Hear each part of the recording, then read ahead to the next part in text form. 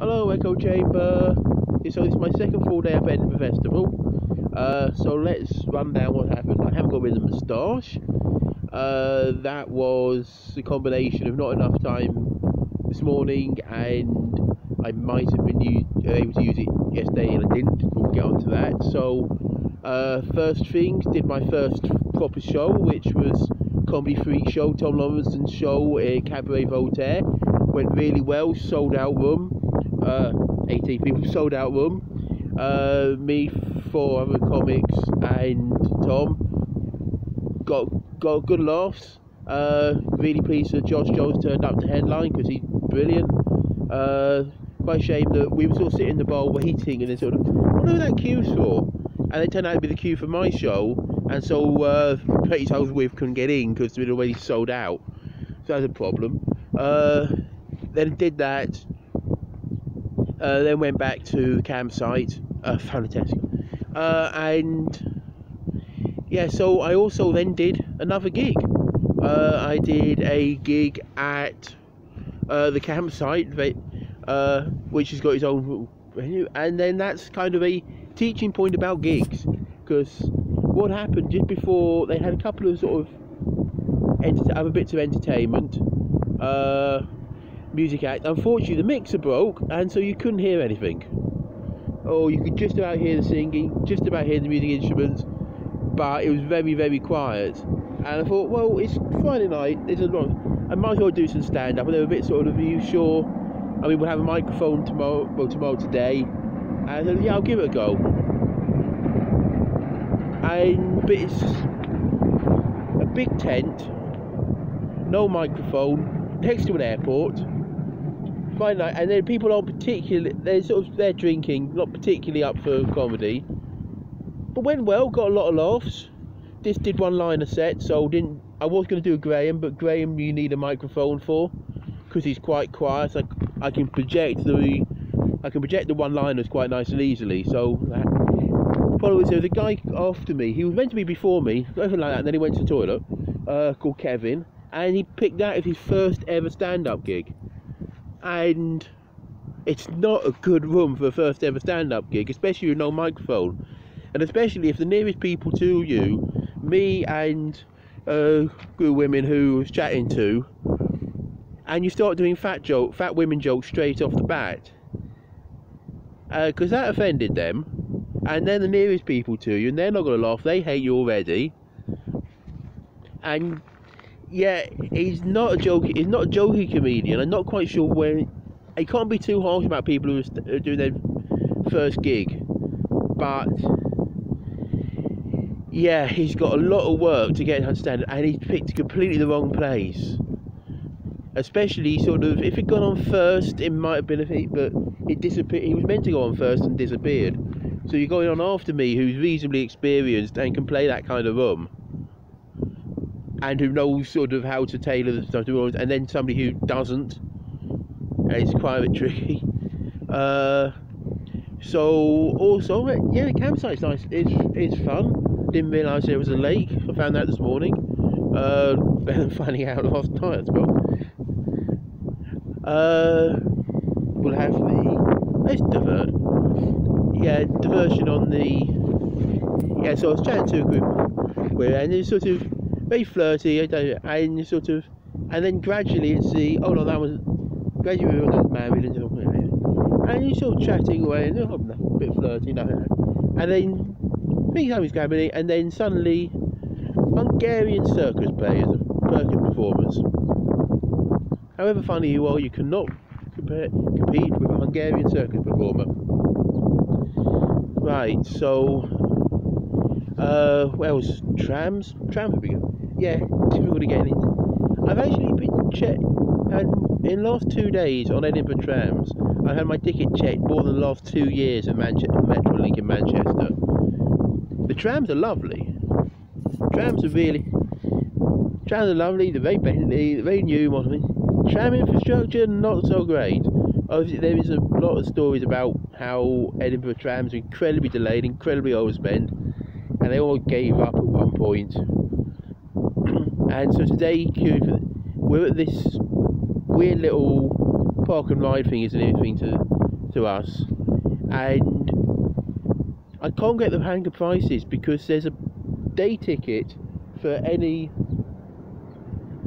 travel on anywhere on the tram network apart from the airport, which is £3.50. If you buy it in town, it's £3.50. If you buy it out in where I am, it's £4, despite covering exactly the same area. So there's a train going by at the moment, so this will give you a clue to where I am in a moment. Also, the people taking photographs of things around me will also give you a clue to where I am. So that's a bit of it, and then sort of lining up for the tickets, and then the ticket machine broke because the ticket machine in that area isn't actually undercover, so it gets quite wet and very down. And this is the park and ride stop just before, and there's the last stop. It's basically really busy in the last weekend of the full weekend of the festival. So yay, infrastructure sucks.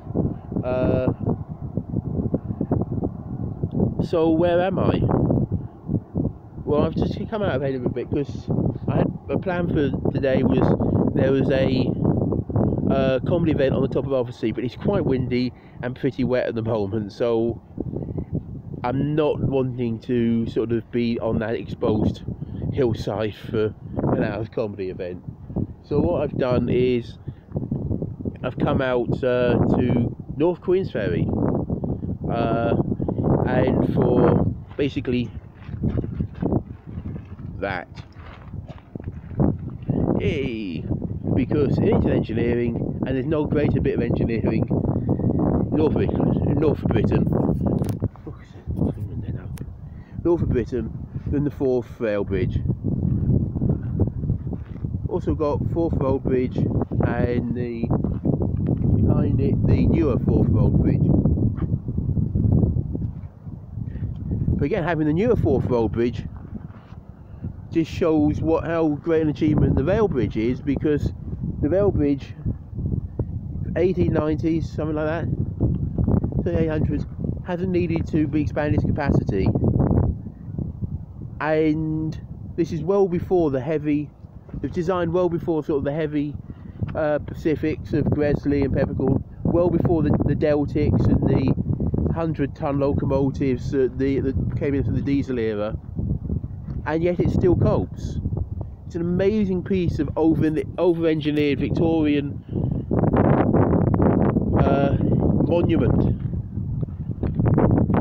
and it's such a fantastic thing to be proud of. And it's also, you've got next to their suspension bridge, the road bridge suspension bridge, and you can compare the two, and sort of the suspension bridge really can't be used for rail, so we've got the, I didn't do it that way round there, instead of me having the wall behind you on there, because the suspension bridges are not particularly good when you've got a compact uneven load like a train. It's very compact, very heavy, but it's only on one little bit of the bridge and moves, whereas if you've got sort of regular road traffic, then regular road traffic which is basically spread out, then suspension bridge is quite good. Whereas if you've got, say, that train, well, we've got 100, it's about 200 tons in total, that train, but it's 200 tons in total just on one little bit. Yeah, so, well, I didn't realise there was a football match going on up. I'm coming out of the loop of football, and also certainly out of the loop of Scottish football. Hopefully that won't be on the way back, but it's also, from the Edinburgh Gateway station, which is just down there, which is the nearest tram stop, being changed onto the train, £5. It's a 10-minute journey, £5. This is just lovely down here. A plan for today, I think Jim Tafferet is my aim for 4 o'clock. I'm not doing too many shows at the moment, going to too many shows. I'm not going to be fully into Fringe until really I start performing regularly with the Info Quo lot. One thing I've been finding, trying to keep battery on my phone is really difficult, because normally just charge up overnight. I'm not able to do that in a tent. So there are charging points at the campsite, but then my phone, when it gets a bit low on batteries, just drops, and since I can't keep it on charge overnight, yeah, so I'm currently at about 50%, so I'm just going to do basically go into town, gym time for A, come back, charge it up a bit more, have something to eat, and then go back into town in the evening. It's the bonus of having a day ticket, and I'm just walking on a load of seaweed. Yeah, if that's what the Edinburgh Fringe is, seaweed. But no, I'll give you wee bridges, fourth. Could have been a whole lot worse, the 4-foot rail bridge, because the original guy behind it was the guy who did the infamous Tay Bridge. Tay Bridge for two tragic humanity. First of all, the disaster when the Tay Bridge collapsed in high winds, and secondly, the poetry related to Paul and poem that I've forgotten the name of it, about the Tay Bridge disaster. And Douglas Adams is wrong. Paul and Nancy Millstone Griff Jenkins was not the worst of the poet in the world. It was that guy in his Tay Bridge poem. But there we go, we've got another turbo star looking over the top. And see you for day 3, and keep on bouncing.